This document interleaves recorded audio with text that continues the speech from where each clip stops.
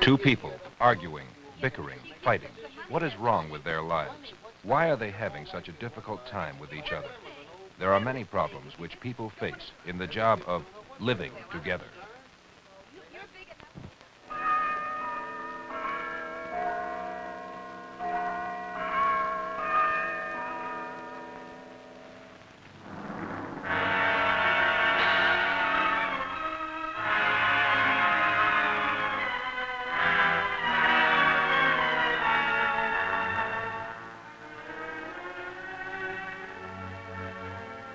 The Johns Hopkins Science Review, presented by the Johns Hopkins Institutions and WAAM in Baltimore, in cooperation with the Dumont Television Network.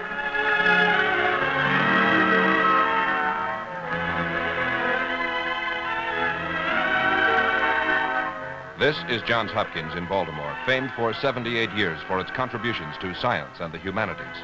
Here in its many university and hospital laboratories, Hopkins scientists are constantly probing into the secrets of science, which, when discovered, will be translated into benefits to be enjoyed by you. Each week, we look over the shoulders of today's scientists and catch a glimpse of the results of their research. On this, our 286th program, you will learn more about the problems of living together. And here from Johns Hopkins to introduce this week's program is Lynn Poole. Greetings, ladies and gentlemen, and welcome to another Johns Hopkins Science Review. Now, I am sure that you will agree that in the past 50 years, no field of science has made greater strides than psychology and psychiatry, the science of studying and aiding the human mind. You know, for centuries people were troubled, and they lived unhappy lives, and no one knew what to do for them. No one could restore them to a normal life, and these troubled people were doomed. Well, they were doomed to be laughed at by some and really scorned by others. But gradually, psychiatrists began studying into the far reaches of the human mind. They began learning how to cope with the mentally ill, to cope with all sorts of problems of living, no matter what the time might be. But the times in which we're living are very fast-paced times, and we're living in a time of great international struggle. So we need the help of psychiatry today, and the psychiatrist helps in many different ways with people who are trying to get along together. And to introduce us to some of these problems, we have the professor of psychiatry of the Johns Hopkins School of Medicine, who is also the psychiatrist-in-chief at the Johns Hopkins Hospital, Dr. John C. Whitehorn. The human way of life means living together. In living together, men, women, and children find their greatest satisfactions and their most baffling frustrations. Sometimes, at the worst, an individual becomes an emotional derelict, requiring complete care by others. More often, with proper care and assistance, there's a restoration to social competence and satisfaction. Living together in a family unit then becomes possible again. Not only possible, but rewarding and delightful. To assist acceptably and effectively in such restoration to a well-working pattern of living together is the prime service function of that branch of medicine called psychiatry. To this end, the combined skills of a whole team of professionally trained workers may be needed. Today, we have chosen to emphasize the part of the social worker in the study and control of social situations.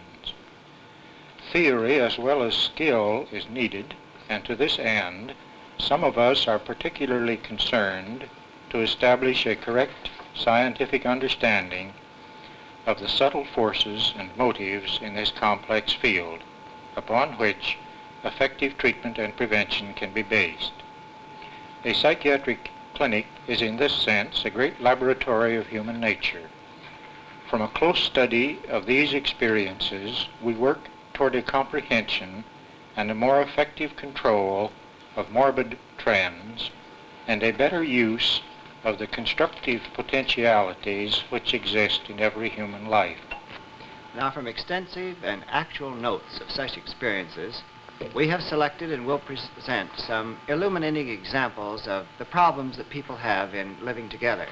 Now, our other two guests this week are Dr. Jerome Frank, who is psychiatrist in charge of the outpatient department at Phipps Clinic, and Miss Regina Slaughter, a case supervisor in the social service department at Johns Hopkins Hospital. Now, these people are responsible for the social service program in this Phipps Clinic and have selected the examples that we're going to present today. Now, I'd like to tell you that the names and identifying features of patients have been changed, and their roles are being enacted by actors.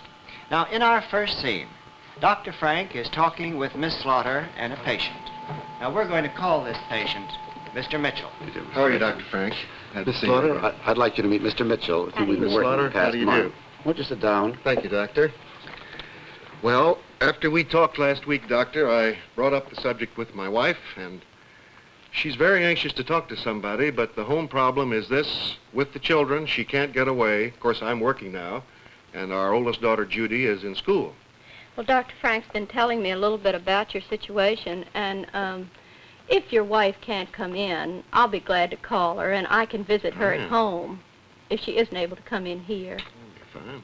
Mr. Mitchell has a drinking problem.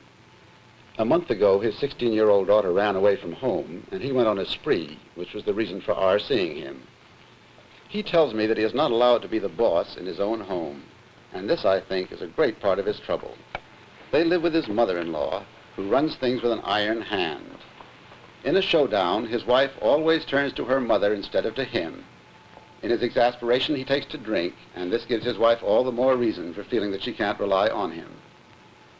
After working with Mr. Mitchell, I feel sure that he can take more leadership in his home. He has a good job and has held offices in community organizations. I also get the impression that in spite of everything, he and his wife are devoted to each other and to the children.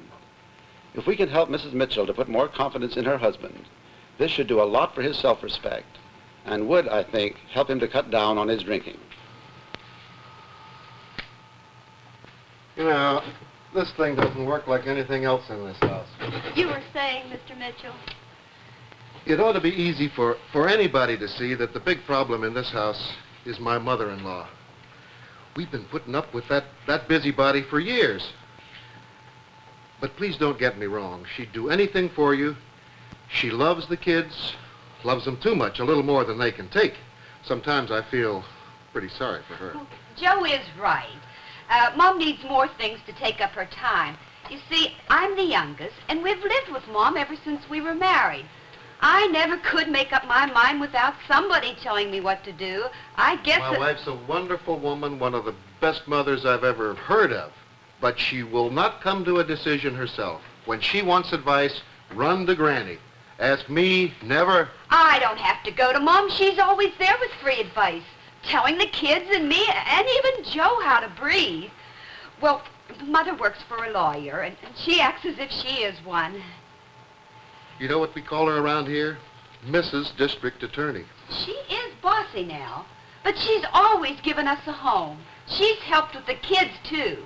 Now, it's all right for you to say that I ought to turn to you and never go to Mom, but Mom was the only one I could turn to, with 4, 5, and then 6 kids, and you. You drunk for 2 and 3 months at a time. No money, the kids not in school, not even food. If Mom hadn't been unselfish enough to give up that vacation trip to California. Oh, I know that sugar-coated act, that I would do anything for my children routine. I wish she hadn't given up her trip to California. I wish she'd gone and stayed there. Okay, so I drank. I had to do something to get away from her. Do you think a guy likes to stand around and be told that he lives in a house that he can't afford, that his kids go to a private school that he can't afford and they could only go there if his mother-in-law could pay their tuition? A guy likes to be looked up to in his own house. He likes to be a big shot, not somebody that's laughed at. A guy can stand just so much. Oh, Joe, I've told you so many times that we can move to a home of our own. We can get along on your salary. Joe, I know we'd be happier if you were like you are now, sober and working. I wouldn't hesitate a moment. It's just that I keep remembering those times when I needed somebody and you weren't there. I can't go through that again. I just can't. I'm sure those were very difficult times for both of you. Actually, other than that episode a couple of months ago, you haven't had any major problem with drinking in recent years, have you, Mr. Mitchell? No. Ever since the doctor told me to telephone him every time I got sore enough to want to take a drink, I haven't had so much trouble with my mother-in-law. Well, Joe, Mother takes a lot from Joe. Now, she likes him. She really does. She doesn't mean to make others unhappy. But Judy, she picks on Judy. She picks on her all the time. Well, Judy's the oldest grandchild, and Mom thinks she ought to set an example for the other children. The time Judy ran away, the last time he went on a bender, poor Mom, she was upset really bad. She was really sick. Oh, we were all sick. I could see how Judy could get so fed up with things around here. But I never thought she'd actually run away.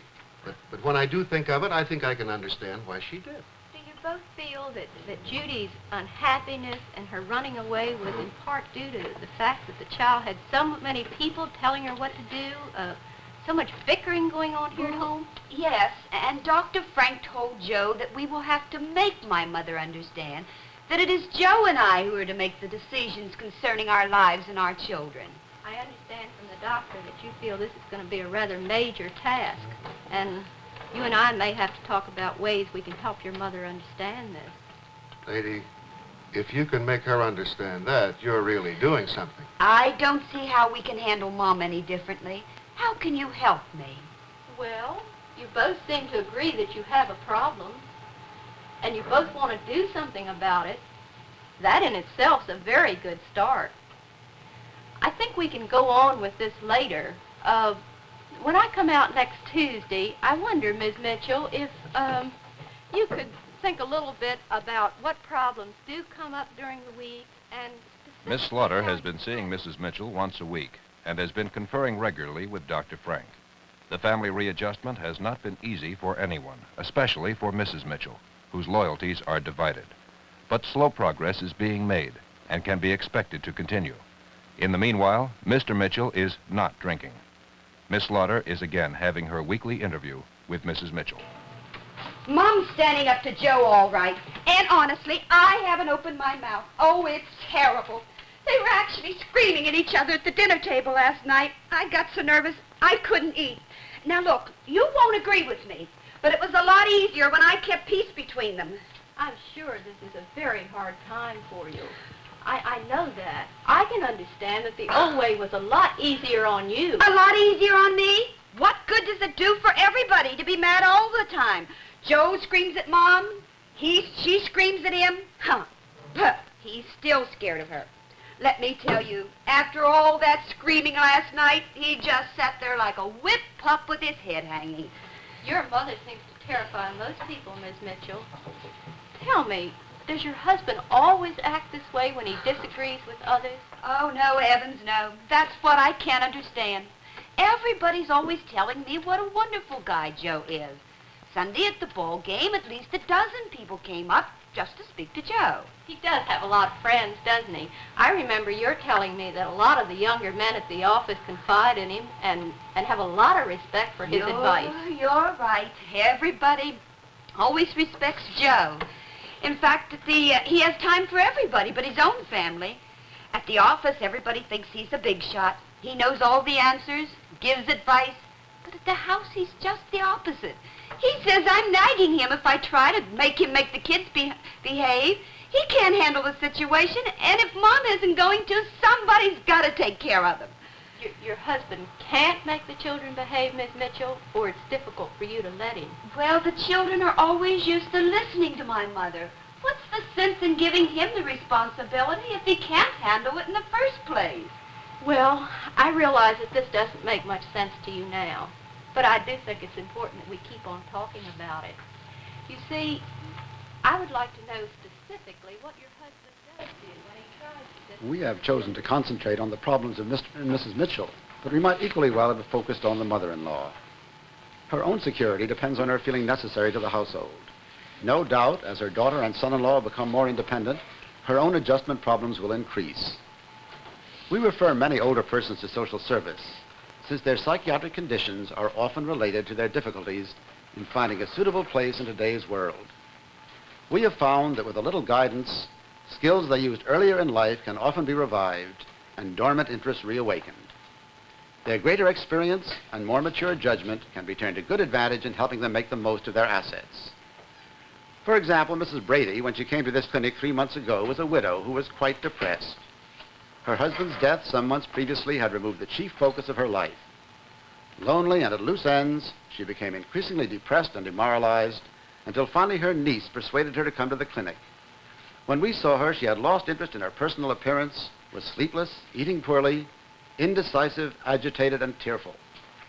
Her depression responded promptly to treatment, and the major task now is to help her make a new life for herself. She needs to find some way of making a contribution, of being useful, of again becoming part of the life around her. To this end, she is having regular conferences with Miss Slaughter while continuing under medical supervision. Recently, she decided to seek employment at the Maryland Employment Service. Although we had some misgivings about her attempting to work at this time, because of her enthusiasm, we thought we had better go along with it. She came to the clinic today to tell Miss Slaughter how she is getting on. Miss Slaughter is talking with her now. The crowd got me upset. Long lines of people, big strapping men and bright young girls. So many people out of work. I got sick at my stomach. And when I tried talking to Mrs. Jones, that vocational guidance counselor that you sent me to, I started crying, just like now. It was a very big step. It was too soon. I do have to take things slow and easy. I get confused. When you were here last, you were afraid to go downtown alone, remember? Why, yes. I was afraid, wasn't I? Well, I can do that now. Not only that, but you stayed to take the vocational test. Miss Jones called to give me the results. She tells me that the two of you talked about the possibility of your entering a school of practical nursing. I mentioned it to Dr. Frank, and we think it's a wonderful idea. But do you think I could really learn? Miss Jones told me that you were worried about whether you could study again or not. High school graduation is the only academic requirement to enter practical nursing. That means that one should have average ability. Now, the tests at MSES indicate that you're a person of superior ability. You don't believe that, do you? Well, let's look at your past experience. You kept all your husband's accounts, and you organized and ran that club for shut-ins at your church. A person can't do things like this successfully over a period of years without having ability, Miss Brady. But that was before I became sick. I'm not the same woman. Your abilities are the same.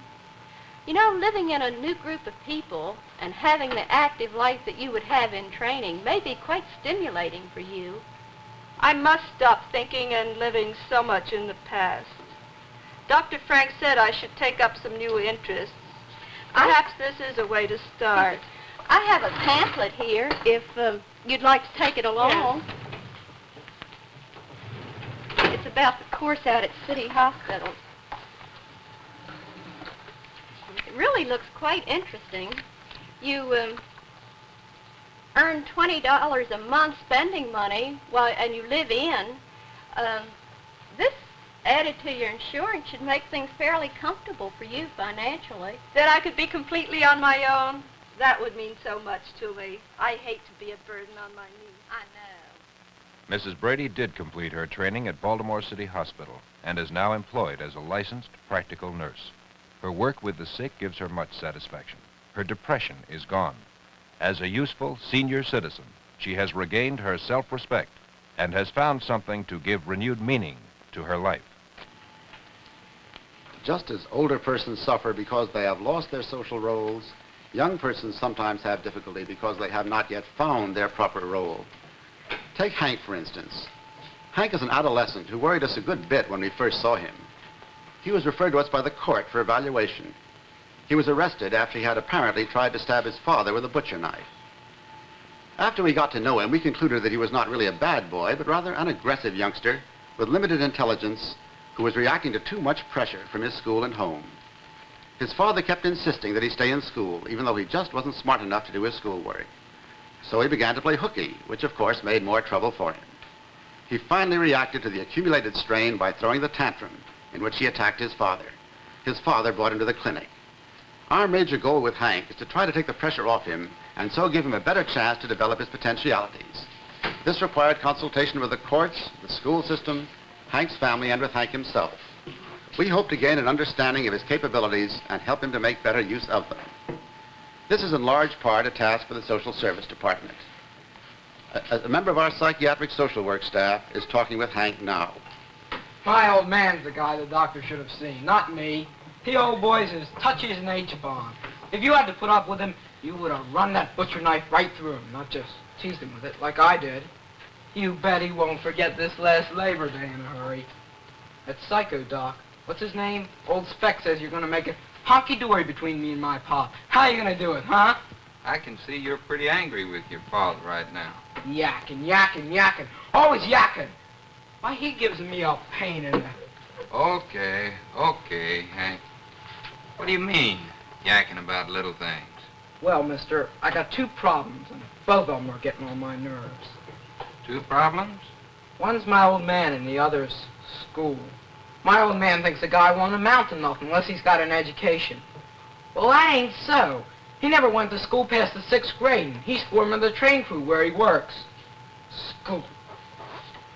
I'm fed up with it.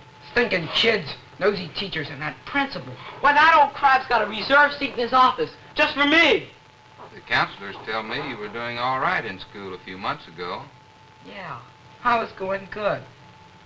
No hooky, getting along fine. Till that cop picks me up in the park. Where are you going, son? He says, real sweet-like. And he brings me to the principal.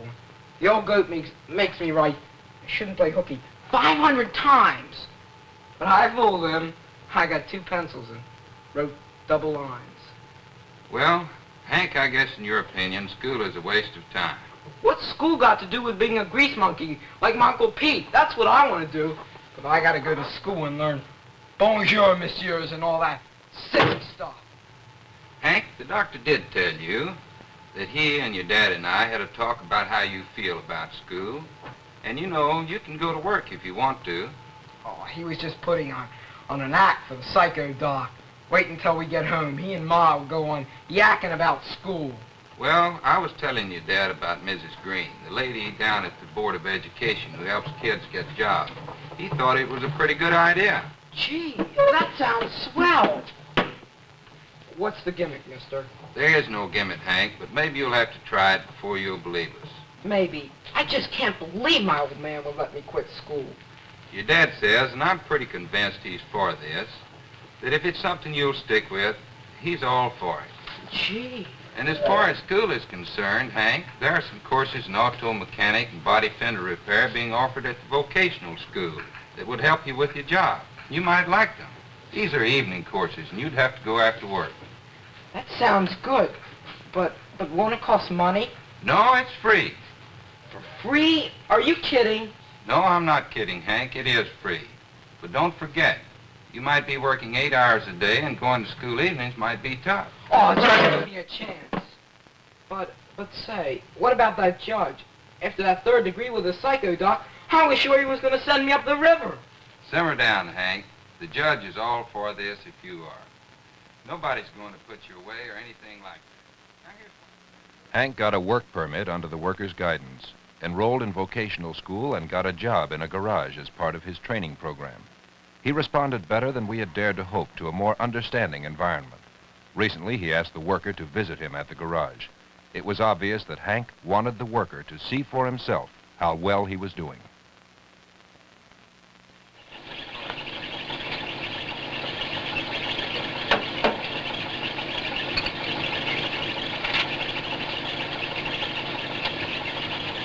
Hiya, Hank. Oh, hi. Say, what do you think of the joint? Imagine me going to school and getting $20 a week while I'm learning. That sounds great, Hank. Say, let me show you something. Wait a minute.